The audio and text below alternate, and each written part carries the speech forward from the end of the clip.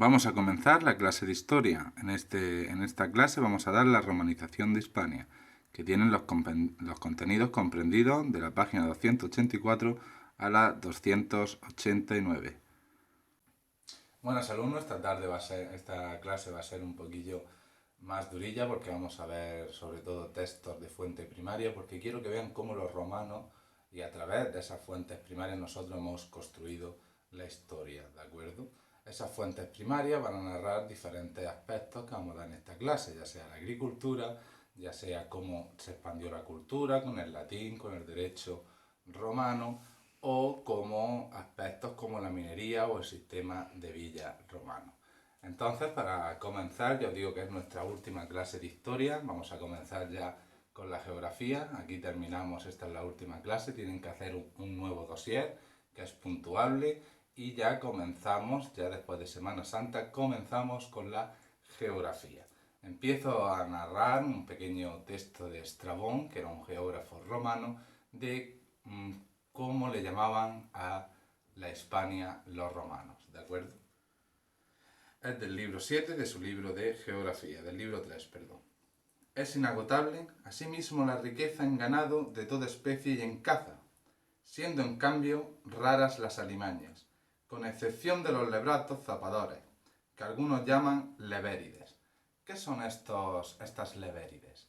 Cuando llegan los griegos, acordaros que fundan Rodas, Emporión, las colonias en la península ibérica, no conocen lo que son los conejos, ¿de acuerdo? Y cuando llegan a Hispania hay muchísimos conejos y ellos se creen que son liebres, por eso lo llaman levérides. Al comerse las raíces estropean las plantas y las simientes, y esto ocurre en casi toda la extensión de Iberia, llega hasta Masalia. Y para Estrabón, que llamará a la península ibérica la tierra de los conejos, por esta riqueza de este animal. Ahora comenzamos con la clase. Bueno, como hemos dicho, vamos a ir viendo fuentes primarias. Esas fuentes primarias son lo que los romanos escribieron sobre la península ibérica, cómo ellos la entendían desde un punto económico, desde un punto geográfico, desde un punto político, ¿de acuerdo? La romanización, que entre comillas y como sale en vuestro libro significa vivir a la romana, va a ser el proceso de asimilación de las sociedades autóctonas a esa nueva cultura exógena, a esa nueva cultura que viene de fuera, que es la cultura romana. Entonces tenemos las primeras fuentes que nos hablan de esta romanización son las epigrafías, ¿de acuerdo? Aquí tenemos una piedra que está escrita.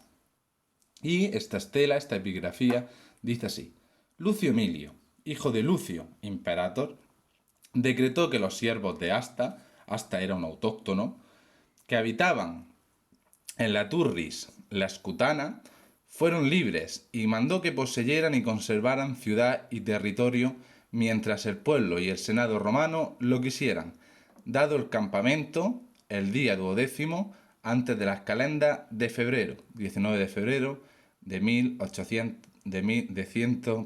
189 antes de Cristo.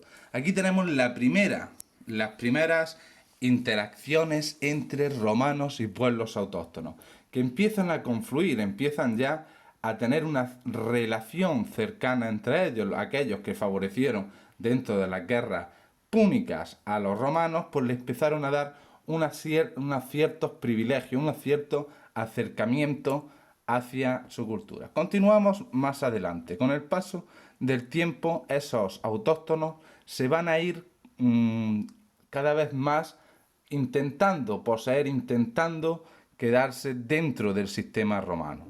Dice así: Cneo Pompeyo, hijo de Sexto, imperator, acordó que, en premio a su valor, se concediera la ciudadanía romana. Fijaros, ya eran estos autóctonos dados por Pompeyo plenamente romanos, ya habían adquirido todo el derecho romano. A los jinetes, y continuamos leyendo, a los jinetes hispanos. Esta decisión fue tomada de acuerdo con la ley Julia. En el campamento establecido junto a Ascoli el día 14 de las calendas de diciembre. Asistieron a este consejo, he puesto esto porque salían los nombres de todos los romanos que asistieron al consejo y después de aquellos a los que les daba la ciudadanía romana, que eran los autóctonos: Turma Sayuitana, hijo de Angibas y Lutirja, hijo de Vilustivas. Todos estos señores autóctonos de la península ibérica van a ser ya romanos de pleno derecho por su ayuda a Roma, por su servicio a Roma.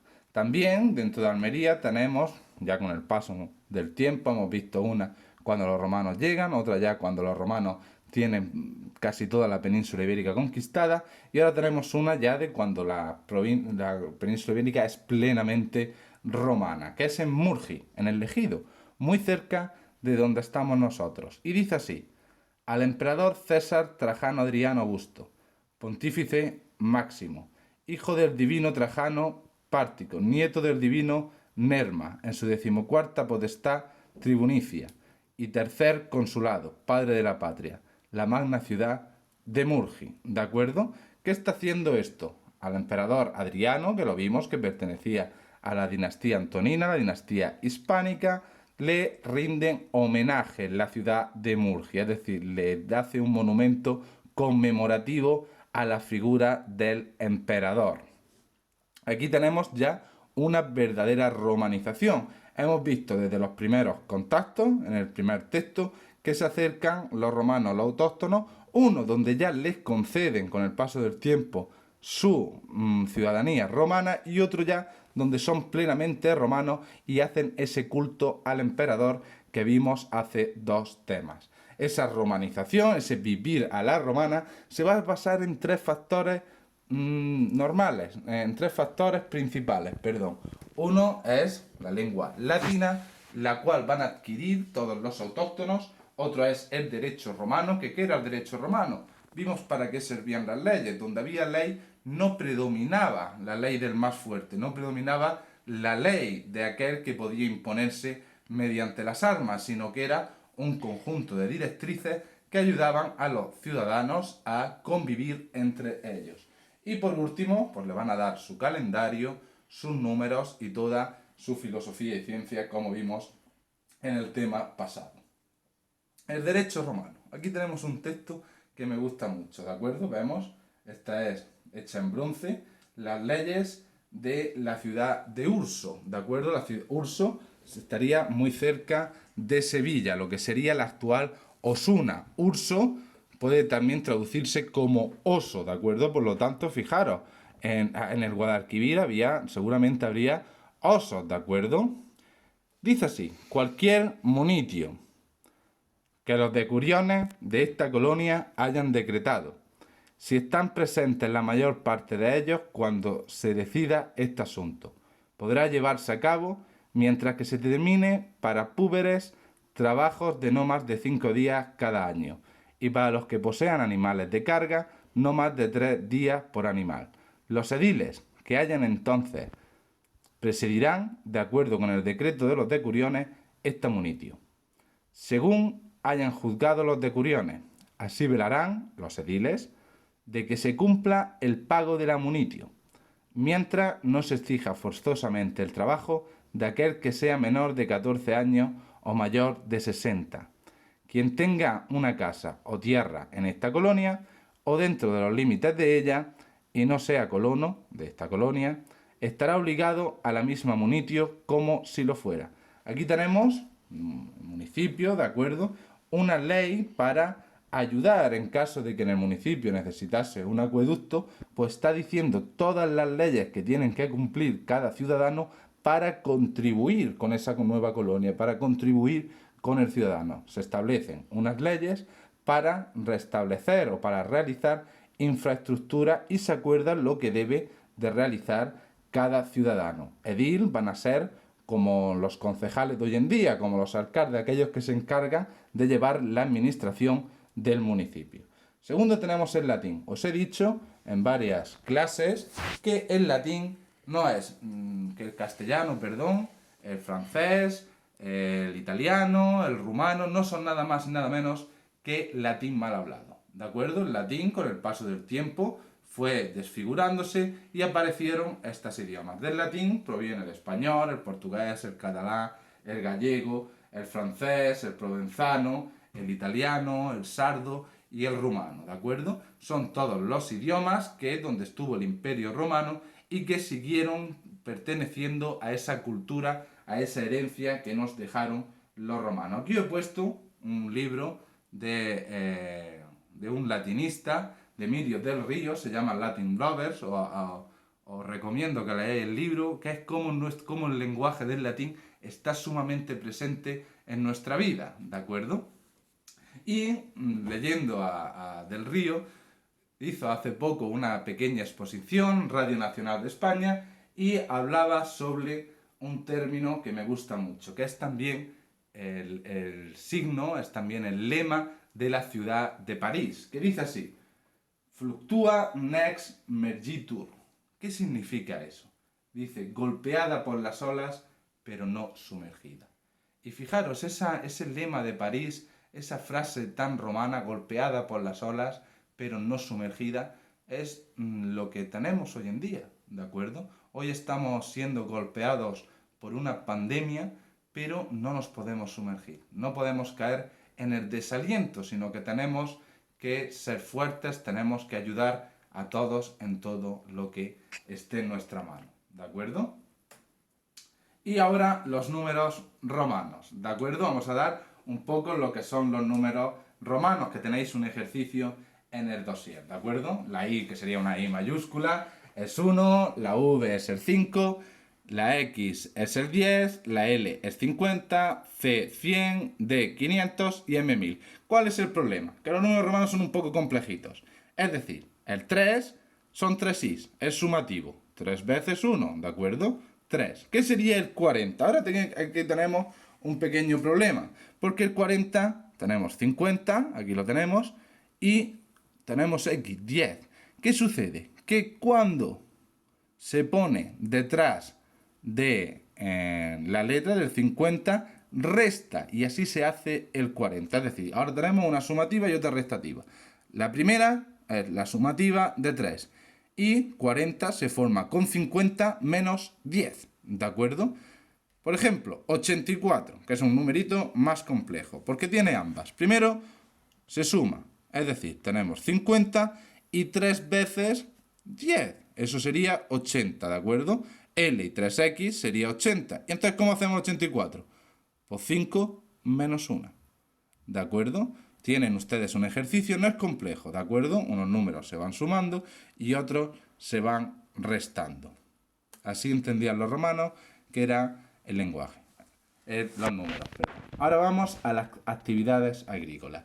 Como hemos ido diciendo a lo largo del tema, la principal núcleo de producción romano es la villa. En la villa se ejecutaba no solamente la producción de productos agrícolas, sino también cerámicos, productos también, como veremos, del esparto. Era una verdadera pequeña fábrica, una microfábrica dentro del sistema económico romano. Esa villa, por supuesto, pertenecía a un villacus, que era un patricio, ¿de acuerdo? El patricio era el que tenía el poder de la villa, que la villa se componía de un latifundio, una casa, como hemos dicho, grande, donde vivía el patricio, los almacenes, los lugares donde, los barracanes, que eran donde vivían los esclavos, una zona de producción que sería un lagar, todo un sistema económico y luego unos grandes dominios de tierra que van a ser lo que le den la materia prima para producir esos productos. La agricultura, ¿de acuerdo? Aquí tenemos un arado. ¿Para qué sirve el arado? El arado sirve para roturar la tierra, ¿de acuerdo? La tierra debe de romperse para hacer la semilla, debe de esponjarse y debe de moverse para que se distribuya el limo, la riqueza de la tierra. Aquí tenéis un tratado de Columela, ¿de acuerdo? Un tratado sobre la agricultura. Los romanos escribieron libros sobre cómo sería lo mejor para producir más dentro del sistema agrario. Dice así: pues cuando la tierra se cultiva con cuidado, por lo común trae ganancias y no pérdidas. Simple, ¿no? Lo que dice Columela. Si prestamos atención a los sistemas de producción, si prestamos atención a cómo se produce, pues normal vamos a sacar más riqueza de la tierra, que no es nada más ni nada menos que sacar más productos. Si no ha sobrevenido fuerza mayor de temporal o ladrones, claro, tienen que ustedes que ser conscientes que toda la agricultura romana dependía también del medio natural. Si caía un granizo, si caía un fuerte nevado, la cosecha se podía perder. Y por supuesto, a los ladrones. Había, por supuesto, muchos vacíos donde no podía llegar el ejército y por eso las villas también tenían un pequeño ejército para guardar la cosecha. Continuamos leyendo. Y por siguiente, el colono no se atreve a pedir perdón por la renta. Ante todo lo advertido que hay que elegir al capataz de entre aquel género de esclavos, aquí ¿qué nos dice? Las villas, ¿cómo es el sistema productivo de las villas? El sistema productivo de las villas se basa en la explotación de mano esclava. La villa pertenece a un patricio y ese patricio tiene muchos esclavos que van a ser los que exploten la mina, la villa, que han servido a nuestros placeres, ni a los que hayan ejercido antes de lujo o de las que se ejecutan en la ciudad. Pues esta casta de esclavos es perezosa, aficionada a dormir, acostumbrada al descanso, a la palestra, al circo, a los teatros, al juego. ¿Qué está diciendo aquí Columela? Que un patricio, cuando ponga de jefe, de patrón, a un esclavo, no puede ser un esclavo, pues que haya visto el modo de vida romano, ¿no? Que se haya acostumbrado al circo, que se haya acostumbrado a ver luchas de gladiadores, que se haya acostumbrado al teatro. No tiene que ser un esclavo de campo, porque sin duda va a saber no solamente ejercer bien la labor agrícola, sino también que no va a ser una persona perezosa, ¿de acuerdo? No va a ser una persona ociosa. El vino va a ser esencial también en la producción, dentro de estas villas, la producción de vino. Dice así Plinio: los viñedos lacetanos de las Hispanias son famosos a causa de la gran abundancia de vino que producen, pero los tarraconenses y lauronenses lo son por su finura, así como los baleáricos. Pueden ser comparados con los mejores vinos de Italia. Y los romanos, que como vimos compraban y exportaban muchísimo vino, veían el vino de la península ibérica con una gran riqueza, tanto en su nivel productivo como en su riqueza o como en su buen nivel de vino, ¿de acuerdo? Entonces va a ser uno, junto al trigo, va a ser otro más de los grandes productos que van a producir los romanos. Vamos a seguir viendo productos que se van a ir generando dentro de esa villa. Ahora tenemos el aceite.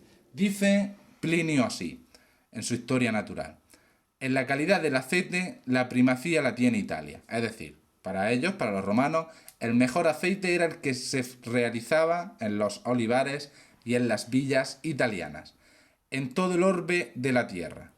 Posteriormente rivalizan entre sí las tierras de Istria y la Bética, es decir, la de Hispania, en este punto yendo a la par. Aquí tenéis dos modelos de almazara de cómo convertían la oliva en aceite, ¿de acuerdo? Este que está en vuestro libro se basaba en rotar, en hacer fuerza mediante dos piedras y se iba rompiendo la uva y saliendo el aceite. Y luego este, que es el más utilizado en la península ibérica, que consiste en realizar como una balsa y con una piedra gigante y moviéndola aplastaba la aceituna e iba saliendo el aceite.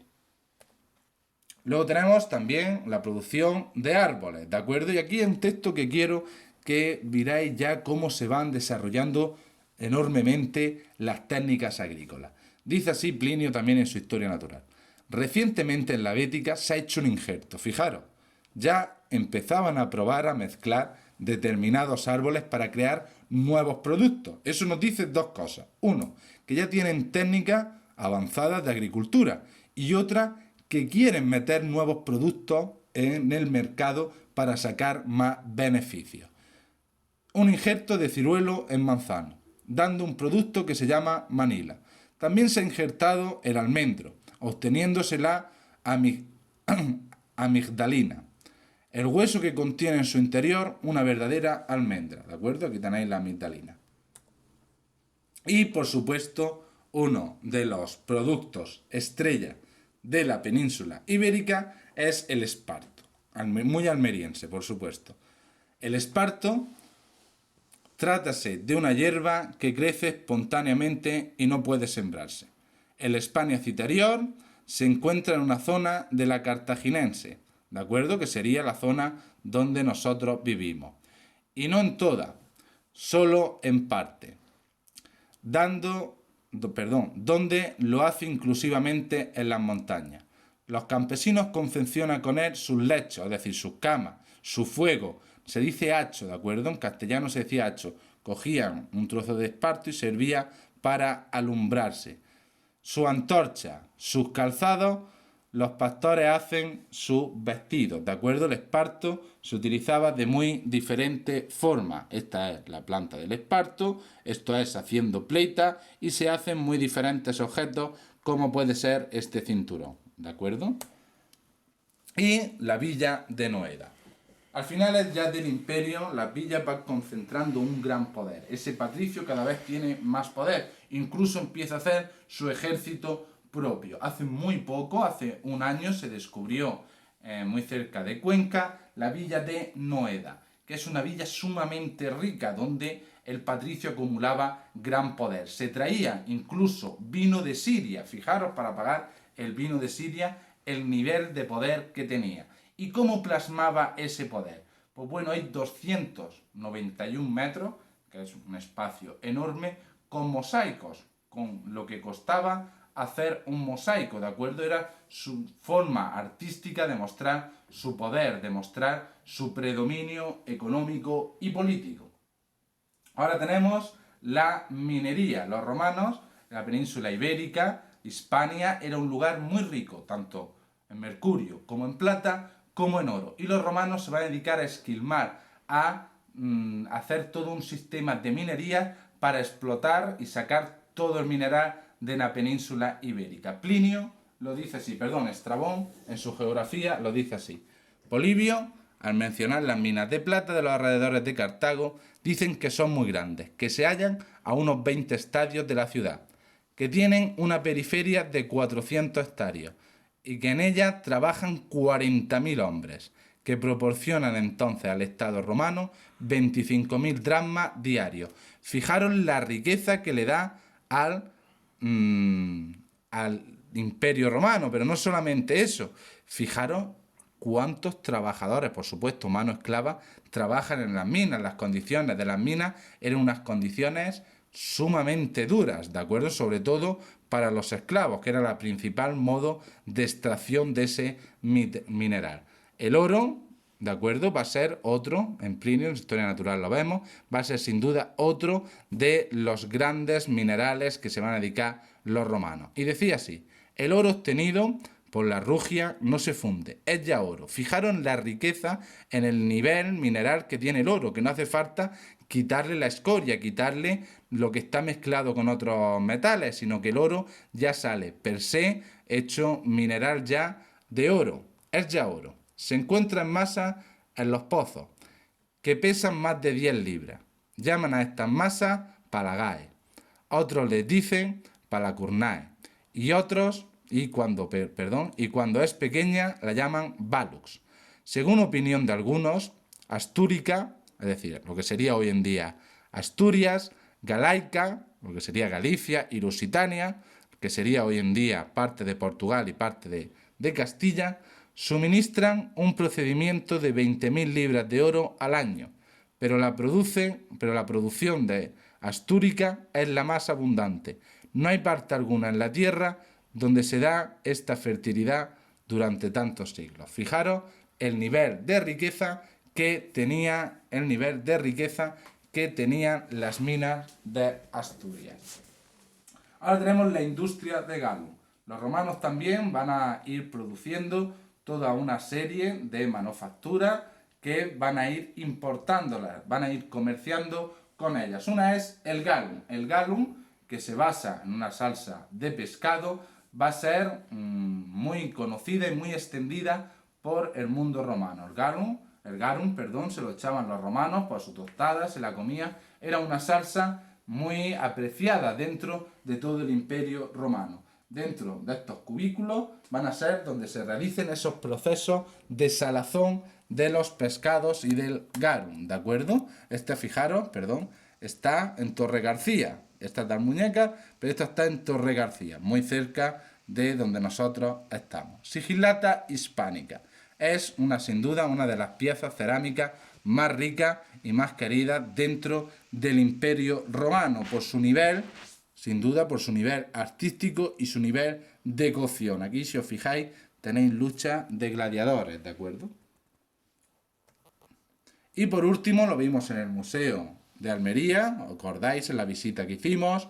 El Baco, el dios Dionisio del vino, fijaros que tiene contraposto, tiene una escultura muy bien labrada, muy bien realizado el pelo mediante la técnica del trápano. Y por último también en Almería aparece ya a finales del Imperio un arte paleocristiano, ¿de acuerdo? El Buen Pastor. Se cree que hay 4 piezas de esta pieza y servían también para mantener un altar paleocristiano.